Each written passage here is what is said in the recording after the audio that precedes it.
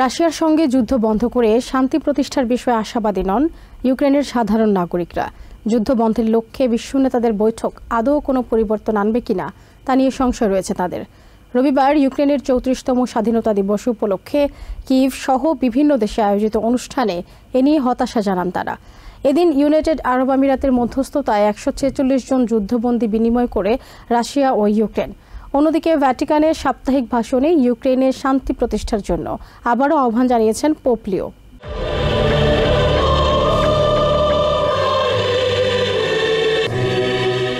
24 August ইউক্রেনের স্বাধীনতা দিবস।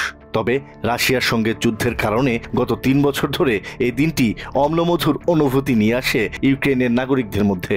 রবিবার কিয়েভে সমাবেশ করেন দেশটির নিখোঁজ সেনা সদস্যদের আত্মীয় স্বজনেরা। নিখোঁজদের সন্ধানে কর্তৃপক্ষকে আরও জোরালো পদক্ষেপ নেওয়ার আহ্বান জানান তারা।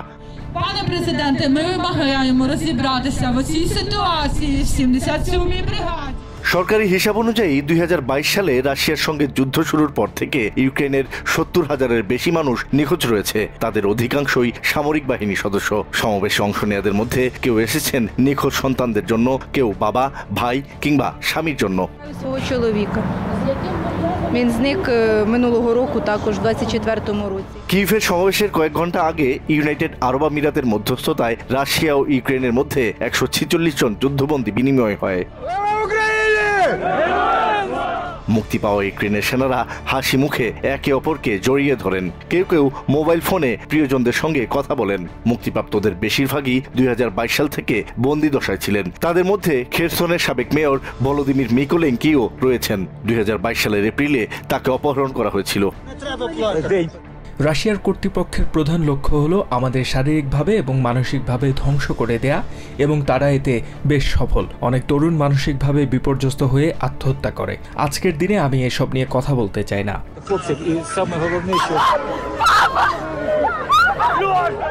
3.5 বছরের বন্দিদশা কাটিয়ে পরিবারের সঙ্গে পুনরায় মিলিত হওয়ার সময় এক আবেগঘন পরিবেশের সৃষ্টি হয়। দীর্ঘ প্রতীক্ষার পর প্রিয়জনকে কাছে পেয়ে কান্নায় ভেঙে পড়েন তারা। ইউক্রেনের স্বাধীনতা দিবস উপলক্ষে পোল্যান্ডের রাজধানী ওয়ার্সর রয়্যাল স্কোয়ারে জড়ো হন দেশটিতে থাকা ইউক্রেনের নাগরিকরা। সেখানে প্রেসিডেন্ট জেলেনস্কির একটি ভিডিও বার্তা প্রচার করা হয়।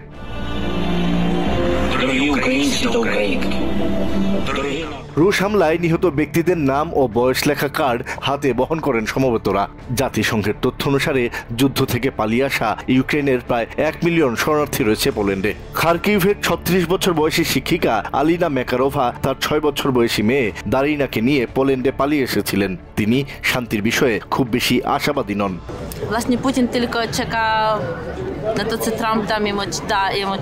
ইরিনা নামের এক নারী বলেন, বিশ্ব নেতারা এতবার বৈঠক করছে, অন্যদিকে ইউক্রেনে অনেক মানুষ মারা যাচ্ছে। তিনি জানেন না পরিস্থিতির পরিবর্তন হবে কিনা।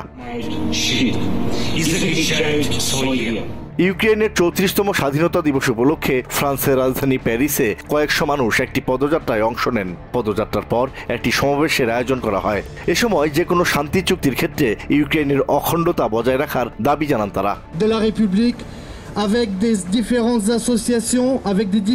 এদিন আইফেল টাওয়ারকে ইউক্রেনের পতাকার নীল এবং হলুদ রঙে আলোকিত করা হয়। সোভিয়েত ইউনিয়ন থেকে ইউক্রেনের স্বাধীনতা লাভের দিনটিতে পোপ লিও দেশটিতে শান্তি প্রতিষ্ঠার জন্য আবারও নতুন করে আহ্বান জানিয়েছেন। Oggi ci uniamo ai nostri fratelli ucraini. Asad real, TVN 24 news desk.